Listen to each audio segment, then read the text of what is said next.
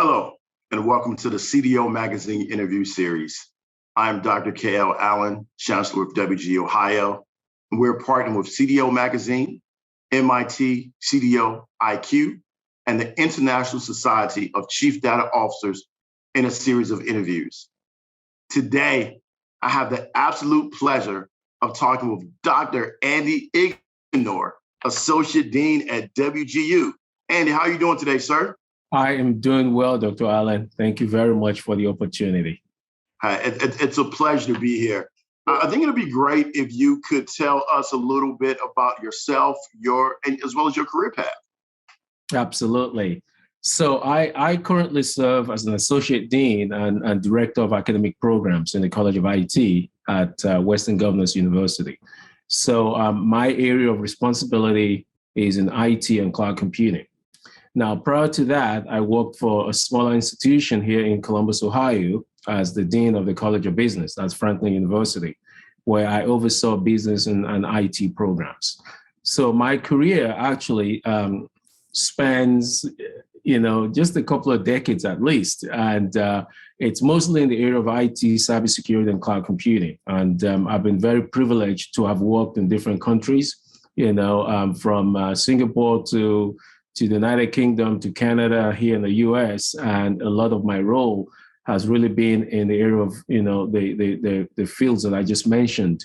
And, it's really exciting to be at the WGU because this is a university that is changing lives.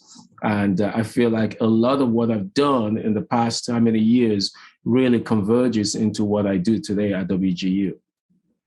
Sounds good. And so with your expansive background in IT, what got you interested in IT and what's kept you in the IT field for all these years? I think the first thing really is the passion. I love solving problems.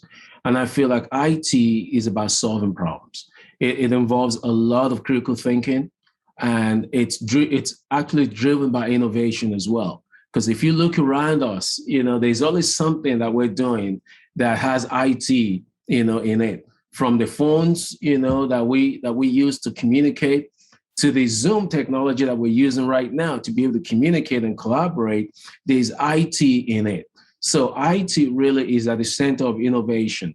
And we're seeing IT even in different industries today. You look at the airline industry, you think about banking and finance, you think about manufacturing. IT is at the core of new product innovation and actually improving service excellence. And I feel because of that, and the passion that I have for solving problems, IT was just something that I naturally gravitated towards, and the one thing that's kept me in IT is the innovation piece. There's always something new. I get bored easily when I have to do the same thing over and over and over again. But with IT, I got to think about things differently. I got to take different approaches to solving different problems. And we're doing that at WGU because we're using technology to provide opportunities for people. They can learn in their own time. They can do assessments in their own time. We're giving them the flexibility and the ability to essentially take their own lives and manage it their way, and we support them throughout that process. But it's technology mediated, and technology really stands at the innovation, stands in the middle of that innovation to help us really support the students that we help.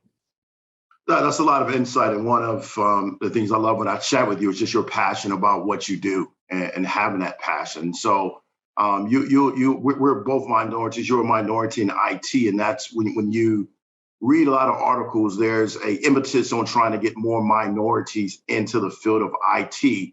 But on the flip side, you always hear sometimes, well, generally speaking, you hear, I can't do IT. There's too much math. There's too much this. What would you tell those individuals watching and listening to you today that's thinking about going into IT, but are hesitant about going into IT? Oh, that's such a brilliant question. I think that a lot has to do with you as an individual. It starts with you. Success doesn't happen when you get something tangible or something physical. Success is actually a mindset. It starts with you having the conviction that you can do it. What I tell them is open your mind, open your heart, and tell yourself, know that you can do it. Every single person was born with a modicum of knowledge. It comes to the application. The moment you say, I can't do it, you've already built an artificial barrier. And you need to break down that barrier first and foremost. The people in IT are not smarter than you. The people who have done it, they're not better than you. It doesn't have anything to do with your color, the color of your skin. In fact, the fact that you tell yourself that you can do it means you've already broken down that barrier. Granted, there are things that can take us back. There are things that really can hold us back and not help us move forward.